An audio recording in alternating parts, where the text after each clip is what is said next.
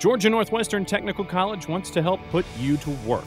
Our programs in business, health, industrial, and public service will train you for the jobs available today. GNTC offers schedules in day, evening, and online classes at 5 campus locations with financial aid options too. You are sure to find a career path that works for you with our variety of degrees, diplomas, and certificates available. Visit us in person or on the web at gntc.edu. Georgia Northwestern Technical College. Your career begins here. Welcome to the show. We have 10 very important games to talk about this week. Back again. Of course, last week we had technical difficulties, so we were sans Matt. This week we have my tag team partner, Matt Davis, back in studio. Good to have you back, buddy. Hey, I'm glad to be back, man. And actually, he was here last week. You just never saw him. He was kind of a ghost when we had to retape. I didn't say anything worth hearing anyway. No, I kept his picks. I told everybody what they picked. Of course, there were some huge games. Model Darlington going overtime, Tryon losing in overtime, Rome getting its first win. Lots of big games last week, lots of big games this week. We move right into them in what is the annual Shrine game. Model traveling to Armurchie. Of course, Model lost to Darlington in overtime last week. Armurchie also lost last week. Matt, who gets the win in this game? I will say I think that Armurchie's probably caught Model at about the worst time possible, because the loss that they took to Darlington last week really stung. And, you know, Armurchie, the thing is, they're really struggling on defense. They gave up 26 unanswered points to Gordon Lee in the first half of the game last week. I was there. And they still have a lot of room to grow with this team. I think one of the biggest problems they have is they just cannot establish the running game. Yeah. They can't finish drives. They're having a hard time getting first downs. So it's really, really tough times. They were good on kick returns. They have good field position pretty much most of the game, so that's a positive. And their quarterback, Brett Cordell, I was impressed with the way that he could throw the ball from time to time. Even though there were a few picks in the game, I thought he showed a lot of promise. Gotcha. So there's some positive things there, but they're a long way off. Model, as we've talked about every single week since the season started, they've got a lot of good personnel. I know that last week during the Darlington game, their top running backs, Kyle Watkins and Chris Dublin, went down. Do you know the status of those injuries? I do not know. And that could be something that might factor into this game. But I just think there's too much talent and too much great play going on for Model for them to stumble against Armurchie. I'll pick Model. Gotcha. Armurchie's getting better as the season progresses. But like I said at the beginning of the season, they're going to get better, but the record may not show it again. Same case here. Catching Model, as Matt said, at a terrible time. You know, Model's mad, storming mad, raging mad, whatever adjective you want to put in front of that, adverb, whatever. Look, Model's going to win the game. It may not be pretty. Model's defense is stifling. Armurchie's going to have a very hard time scoring. Even if Watkins and Dublin can't go, Model should still be able to score enough points. Blue Devils win in this one. Moving on, Gordon Lee at Coosa. Coosa Devils. Wow, I'm on top of my game this morning. The Coosa Eagles get their second region game. Look, Coosa and Darlington are the only two teams in Region 7AA that control their destiny right now because they don't have a Region 7AA loss. I'm going to pick this one quick. Coosa is good on defense. They're good on special teams. They're good on offense. Gordon Lee's going to lose. Matt? Between Justin Ware and Xavier Bailey last week, they racked up over 400 yards on the ground. And I think they can pass the ball a little bit too. Yeah. So this team has got a lot of offense. Gordon Lee, they're fairly balanced. They throw it a lot more than most of the teams we see around the area. I do think that Gordon Lee has potential to pull an upset on somebody if a team comes out flat. I don't think Coosa's going to do that. They've been waiting for a season like this for too long. They're going to be focused in this game. Todd Wheeler is also obviously doing a great job as their head coach. They'll be ready for this game. I think Coosa will win by 3 touchdowns. Gotcha. We both picked Coosa in this one. Moving on, Dade County visits Darlington. And this is an interesting matchup to me because Dade had the week off last week. If I remember correctly, they were at home licking their wounds after Model took them down. Darlington obviously had the huge emotional win over Model in overtime. You know, again, this has trap game written all over it. Yeah. Dade's record, 1-4? They are better than a 1-4 team. Some of those losses have come to good teams. That being said, Dade is extremely one-dimensional on offense. They can run the ball, and they can run the ball, and they can, what is it? Run the ball. Look, if Darlington can limit Dade's running ability, they're going to win. I cannot see Darlington winning last week and then losing to Dade this week. It could be a close game. It's at Darlington. I think the Tigers win. Matt? I think you're right in this one, but I definitely see the scenario that a trap game could come into play here. The thing that gets my attention about Dade, last year they were 7-4. This year they were 1-4, but they pretty much got the same guys that they had last year. So they're another team, like I mentioned with Gordon Lee, that I think could pull an upset on somebody at some point this season. Darlington's playing at home. I think that's a key factor here. Dade County, if they were playing at Dade County, I still don't think I'd pick them, but I would give them a better chance of winning at home than I do at Darlington. I don't think Darlington's going to have a hard time getting up for this game. I think they're too well coached.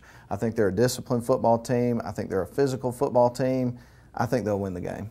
Gotcha. We both picked the Tigers in that one. Callaway at Cedartown, the Region 5 AAA opener for both teams. And two teams that at this point of the season, I think most everybody thought would have much better records. Callaway only has 2 wins. Cedartown only has 1 win. They did have the common opponent, which they both beat earlier in the season.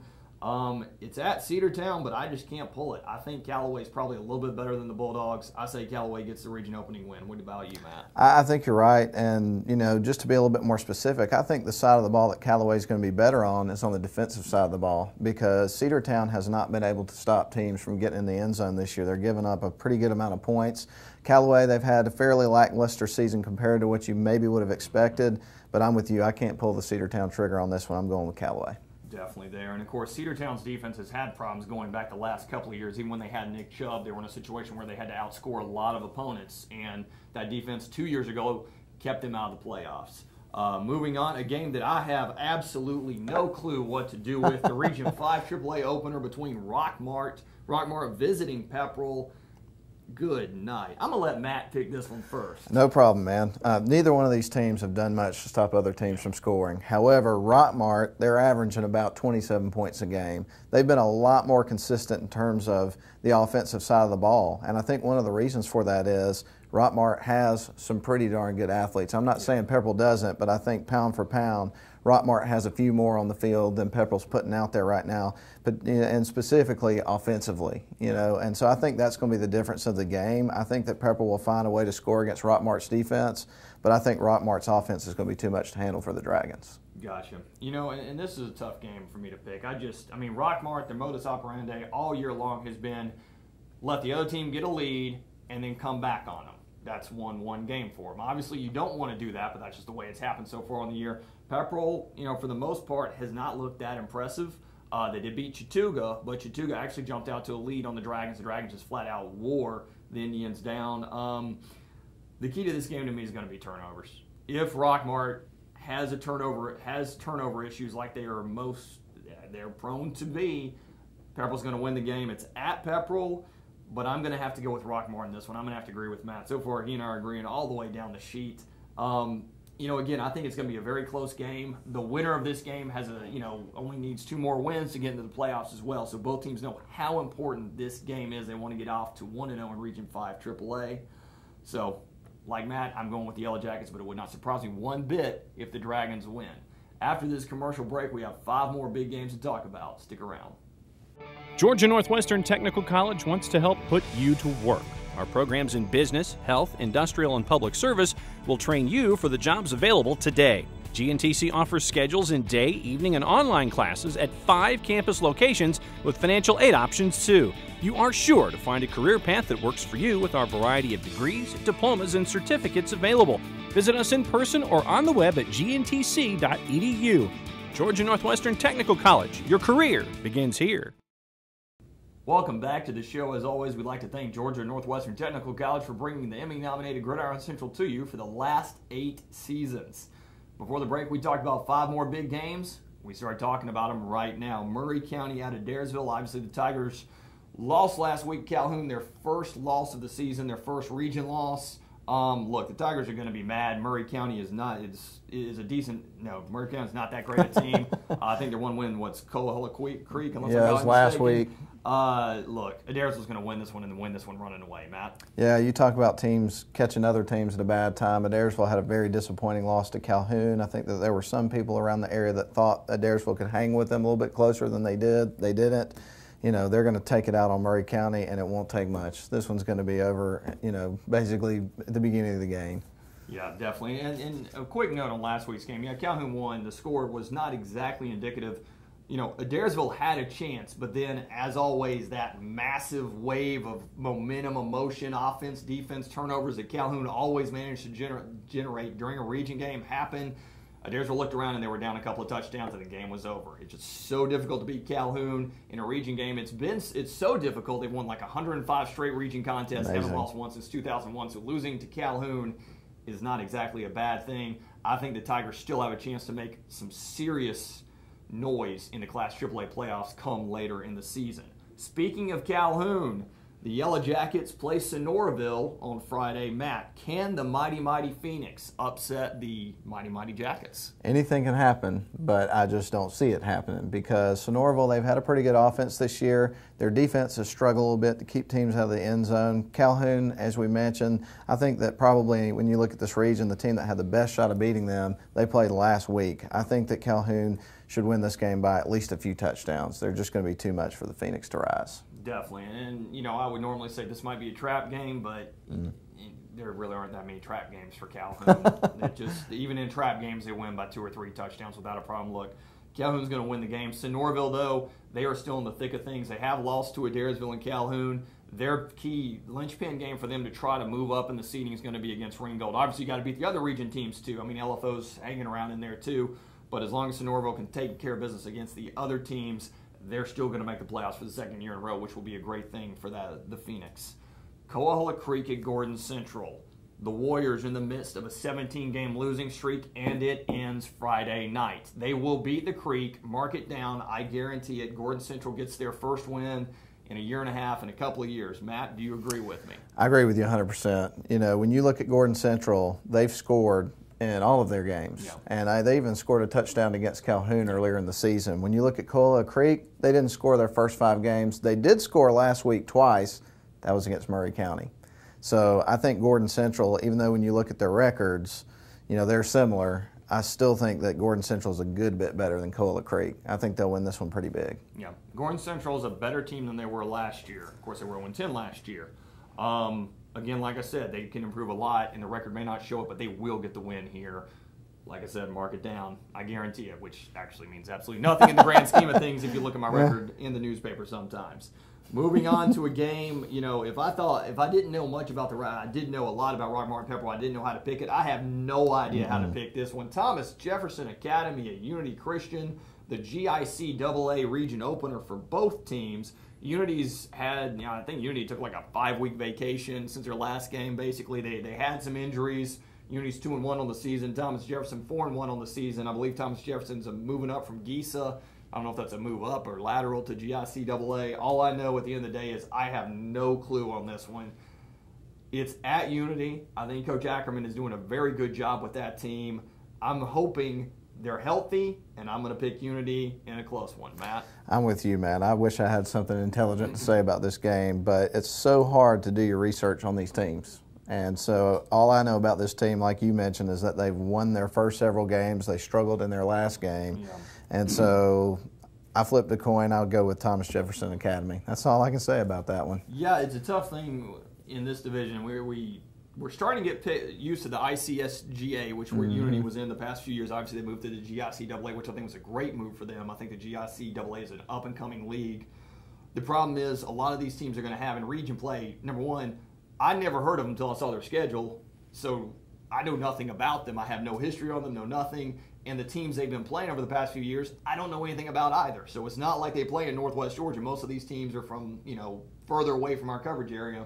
And all honesty, I didn't know they existed until I saw them on Unity's schedule. That being said, I think Unity's a good team. I think Unity's a playoff team.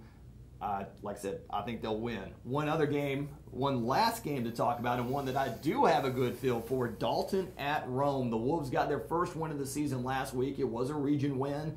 They're 1-1. They beat River Ridge, and they took it to River Ridge. The Rome, most importantly, didn't turn the ball over in the entire game. Most importantly, that's been Rome's Achilles heel the entire time. Look, Dalton comes into this as the favorite, odds-on favorite to win this game and to be playing for the Region 7 5A title. They've already beaten Creekview. I think they're 2-0 in region already. Really, Rome, for them, represents nothing more than a speed bump.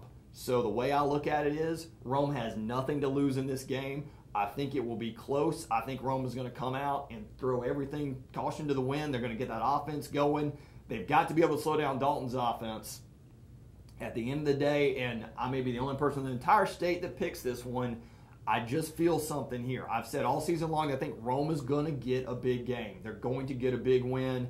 I saw them against River Ridge. Granted, River Ridge is not a great opponent, but Rome took it to them. I say Rome somehow visits the ghosts of memories past and upsets Dalton at Barron Stadium. Matt? I don't think it's totally out of the question, but you know, when I look at this game and I see that Dalton scored 40 or more points in 4 out of 6 of their games, and they have only lost 1 game this year, and that was to Calhoun in a close game, I just can't go that way. Yeah. I don't think it, like I said, I don't think it's totally out of the question, but I got to pick the team that I feel like's been most consistent. Yes. And I think it's pretty obvious that Dalton has been that team, so I'm going to pick Dalton. Well, and again, that is the safe pick, no doubt about it, because everybody in the state's going to say the exact same thing. Like I said, you know, and maybe I saw too much in the spring, and I do this lots of times. I'll jump on a team's bandwagon and let it go, what was I thinking? That being said, I think Rome can pull the upset, and I'm going to go there. I'm going to say they will. That's a wrap. That's 10 games we've picked. Come back Friday night, see our live scoring scoreboard on PrepCentralOnline.com and see if we're right, see if we're wrong, see who wins, see who loses. Later in the evening, we'll have articles and photos from the games. And, of course, next week, Matt and I will be breaking down all the action again as we get closer and closer to that magical time of year, which is, Matt, the playoffs. Exactly. We've been doing this long enough. He can finish my sentences. Matt, where are y'all going for radio this week? We're going to be at the Shrine Game. Really excited about being a part of that again, as we have been for years and years. And so we'll be out at Armurchie for the Mall Armurchie Shrine Game. Gotcha. Lots of tradition there. Remember, folks, the Shrine Game is going to be on Friday this year, and it's at Armurchie as opposed to Saturday like it's been in some previous years. That's a wrap. For Matt Davis and Jackson Witzel, I'm Jim Allred saying we'll see you on the sidelines.